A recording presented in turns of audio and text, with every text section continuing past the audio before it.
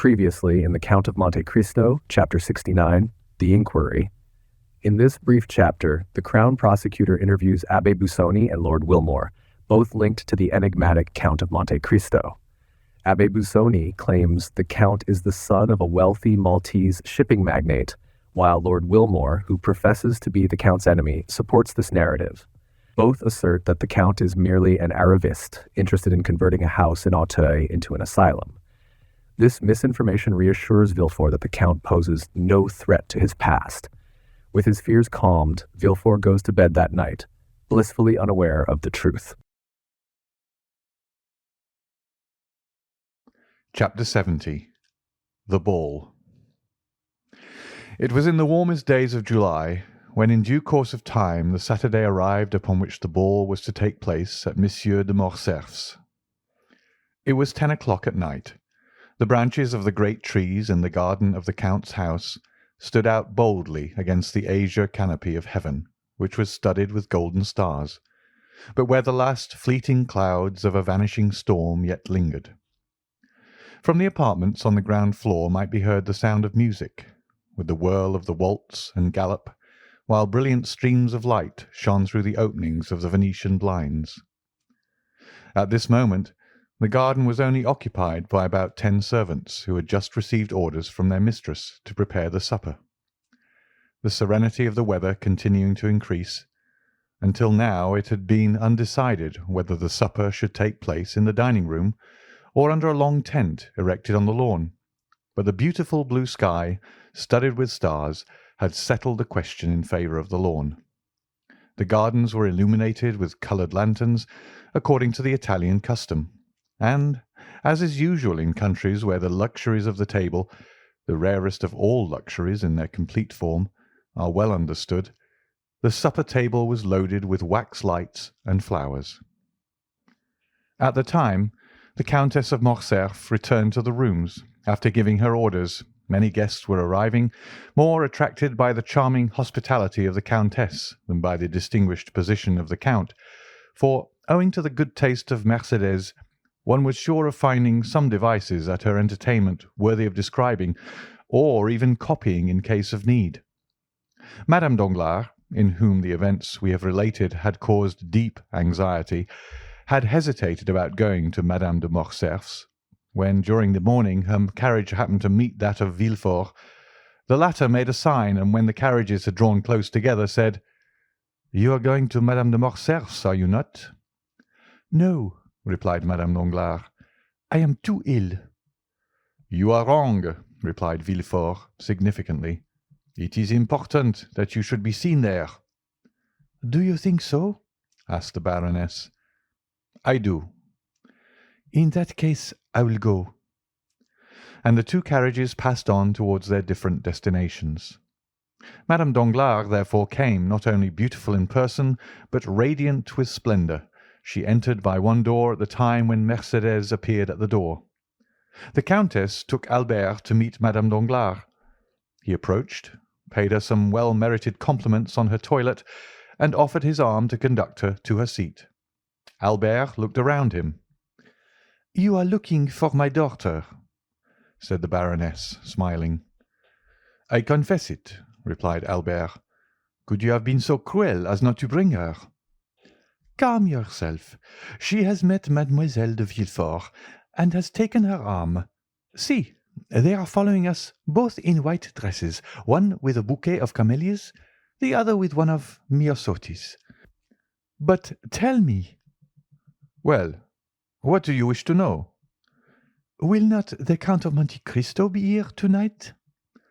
17, replied Albert. "What do you mean?"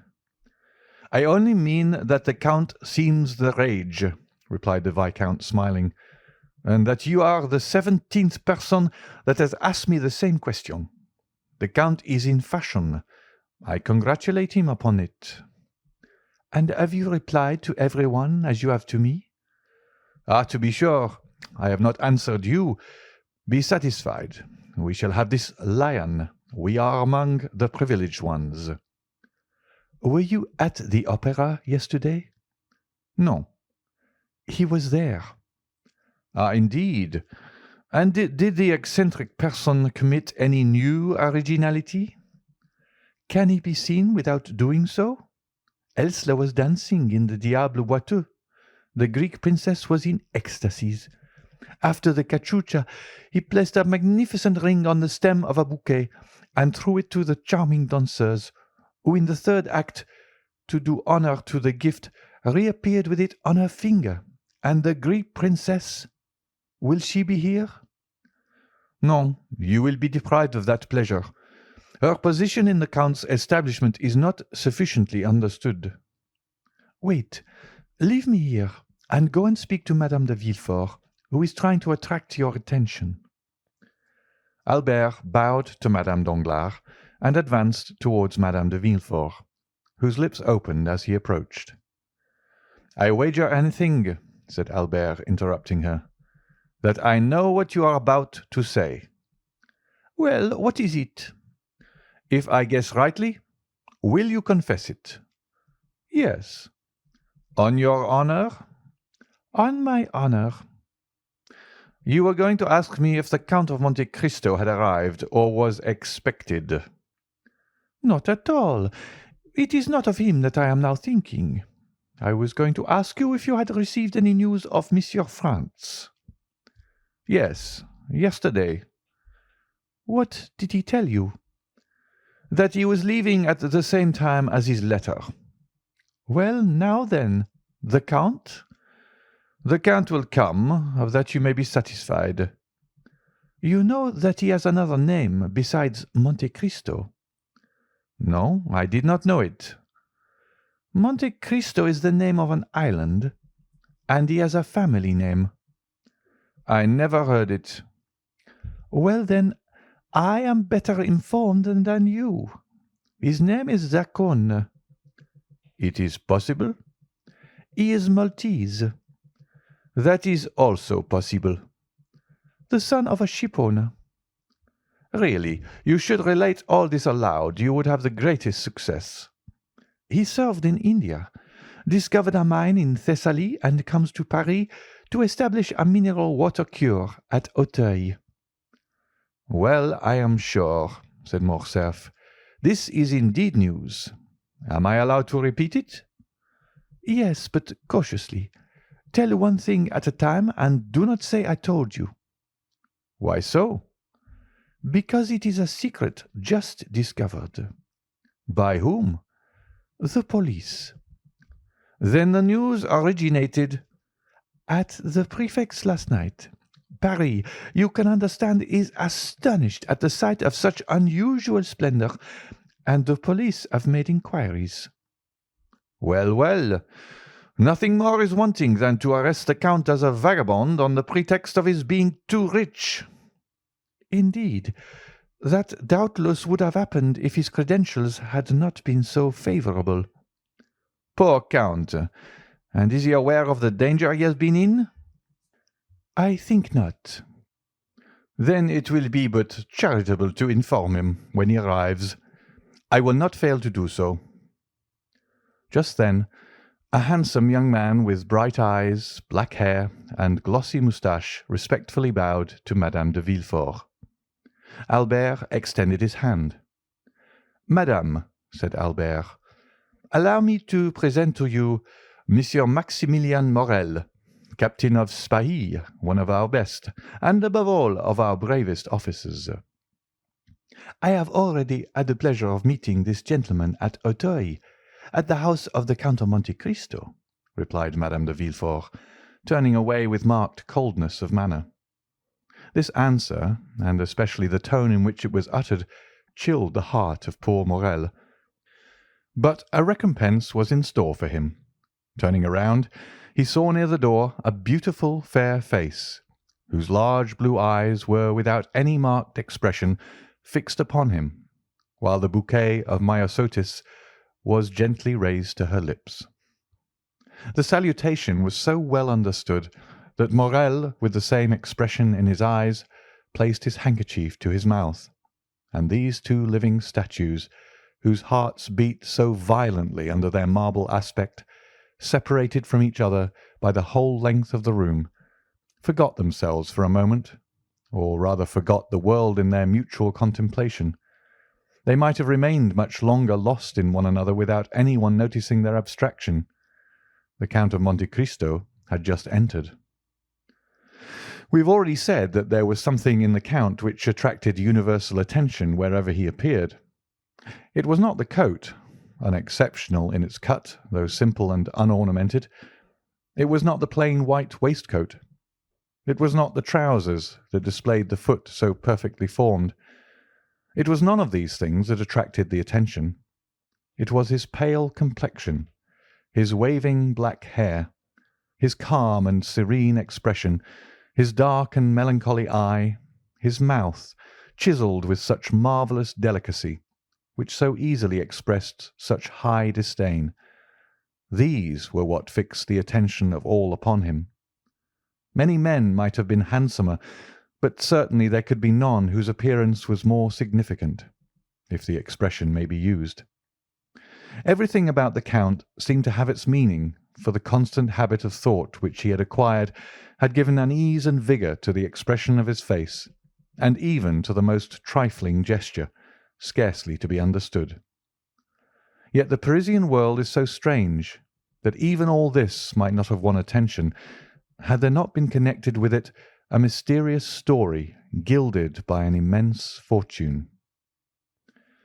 Meanwhile, he advanced through the assemblage of guests under a battery of curious glances towards Madame de Morcerf, who, standing before a mantelpiece ornamented with flowers, had seen his entrance in a looking-glass placed opposite the door, and was prepared to receive him.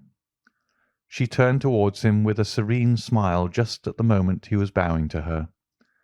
No doubt she fancied the Count would speak to her, while on his side the Count thought she was about to address him. But both remained silent, and after a mere bow, Monte Cristo directed his steps to Albert, who received him cordially. "Have you seen my mother?" asked Albert. "I have just had the pleasure," replied the Count, "but I have not seen your father." "See, he is down there, talking politics with that little group of great geniuses." "Indeed," said Monte Cristo. "And so those gentlemen down there are men of great talent." "I should not have guessed it. And for what kind of talent are they celebrated? You know there are different sorts." "The tall, harsh-looking man is very learned. He discovered in the neighbourhood of Rome a kind of lizard with a vertebra more than lizards usually have, and he immediately laid his discovery before the Institute. The thing was discussed for a long time, but finally decided in his favour. I can assure you the vertebra made a great noise in the learned world, and the gentleman, who was only a knight of the Legion of Honour, was made an officer." "Come," said Monte Cristo, "this cross seems to me to be wisely awarded. I suppose, had he found another additional vertebra, they would have made him a commander." "Very likely," said Albert. "And who can that person be who has taken it in his head to wrap himself up in a blue coat embroidered with green?" "Oh, that coat is not his own. It is the Republic's which deputed David to devise a uniform for the academicians." "Indeed," said Monte Cristo. "So this gentleman is an academician?" "Within the last week he has been made one of the learned assembly." "And what is his special talent?" "His talent, I believe he thrusts pins through the heads of rabbits. He makes fowls eat madder and punches the spinal marrow out of dogs with whalebone." "And he is made a member of the Academy of Sciences for this?" "No, of the French Academy." "But what has the French Academy to do with all this?" "I was going to tell you. It seems—" "That his experiments have very considerably advanced the cause of science, doubtless." "No, that his style of writing is very good." "This must be very flattering to the feelings of the rabbits, into whose heads he has thrust pins, to the fowls whose bones he has dyed red, and to the dogs whose spinal marrow he has punched out." Albert laughed. "And the other one?" demanded the Count. "That one?" "Yes, the third." The one in the dark blue coat? Yes. He is a colleague of the Count, and one of the most active opponents to the idea of providing the Chamber of Peers with a uniform. He was very successful upon that question. He stood badly with the Liberal papers, but his noble opposition to the wishes of the court is now getting him into favour with the journalists. They talk of making him an ambassador. And what are his claims to the peerage? He has composed 2 or 3 comic operas, written 4 or 5 articles in the Siècle, and voted 5 or 6 years on the ministerial side. Bravo, Viscount, said Monte Cristo, smiling. You are a delightful cicerone. And now you will do me a favour, will you not? What is it? Do not introduce me to any of these gentlemen, and should they wish it, you will warn me. Just then the Count felt his arm pressed. He turned round. It was Danglars. "Ah, is it you, Baron?" said he. "Why do you call me Baron?" said Danglars. "You know that I care nothing for my title. I am not like you, Viscount. You like your title, do you not?" "Certainly," replied Albert, "seeing that without my title I should be nothing, while you, sacrificing the Baron, would still remain the millionaire." "Which seems to me the finest title under the royalty of July," replied Danglars. "Unfortunately," said Monte Cristo, "one's title to a millionaire does not last for life, like that of Baron, peer of France, or academician, for example, the millionaires Frank and Pullman of Frankfurt, who have just become bankrupts." "Indeed," said Danglars, becoming pale. "Yes, I received the news this evening by a courier. I had about 1 million in their hands, but, warned in time, I withdrew it a month ago." "Ah, mon Dieu!" exclaimed Danglars. "They have drawn on me for 200,000 francs." "Well, you can throw out the draft. Their signature is worth 5%. "Yes, but it is too late," said Danglars. "I have honoured their bills." "Then," said Monte Cristo, "here are 200,000 francs gone after—" "Hush! Do not mention these things," said Danglars. Then, approaching Monte Cristo, he added, "especially before young Monsieur Cavalcanti," after which he smiled and turned towards the young man in question. Albert had left the Count to speak to his mother, Danglars to converse with young Cavalcanti. Monte Cristo was for an instant alone. Meanwhile the heat became excessive. The footmen were hastening through rooms with waiters loaded with ices. Monte Cristo wiped the perspiration from his forehead, but drew back when the waiter was presented to him. He took no refreshment. Madame de Morcerf did not lose sight of Monte Cristo. She saw that he took nothing, and even noticed his gesture of refusal. "Albert," she asked, "did you notice that?" "What, mother?" "That the Count has never been willing to partake of food under the roof of Monsieur de Morcerf." "Yes, but then he breakfasted with me. Indeed, he made his first appearance in the world on that occasion." "But your house is not Monsieur de Morcerf's," murmured Mercédès. "And since he has been here, I have watched him." "Well?" "Well, he has taken nothing yet." "The Count is very temperate." Mercédès smiled sadly. "Approach him," said she, "and when the next waiter passes, insist upon his taking something." "But why, mother?" "Just to please me, Albert," said Mercédès. Albert kissed his mother's hand and drew near the Count. Another salver passed, loaded like the preceding ones. She saw Albert attempt to persuade the Count, but he obstinately refused. Albert rejoined his mother. She was very pale. "Well," said she, "you see he refuses." "Yes, but why need this annoy you?" "You know, Albert, women are singular creatures. I should like to have seen the Count take something in my house, if only an ice. Perhaps he cannot reconcile himself to the French style of living, and might prefer something else." "Oh, no, I have seen him eat of everything in Italy. No doubt he does not feel inclined this evening."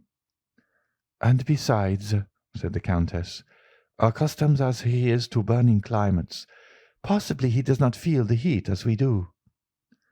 "I do not think that, for he has complained of feeling almost suffocated, and asked why the Venetian blinds were not opened as well as the windows." "In a word," said Mercédès, "it was a way of assuring me that his abstinence was intended." And she left the room.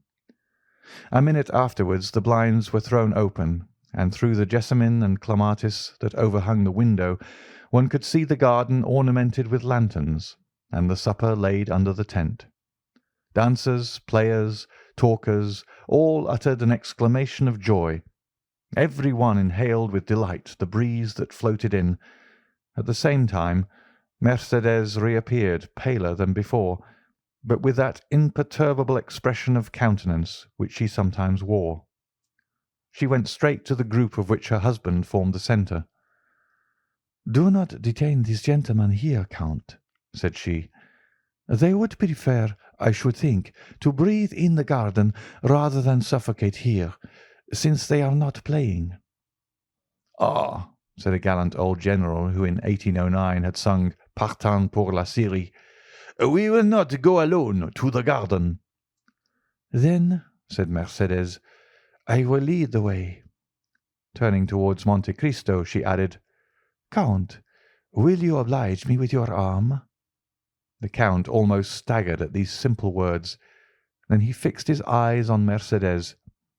It was only a momentary glance, but it seemed to the Countess to have lasted for a century, so much was expressed in that one look. He offered his arm to the Countess. She took it, or rather just touched it with her little hand, and they together descended the steps, lined with rhododendrons and camellias. Behind them, by another outlet, a group of about 20 persons rushed into the garden with loud exclamations of delight. End of chapter 70.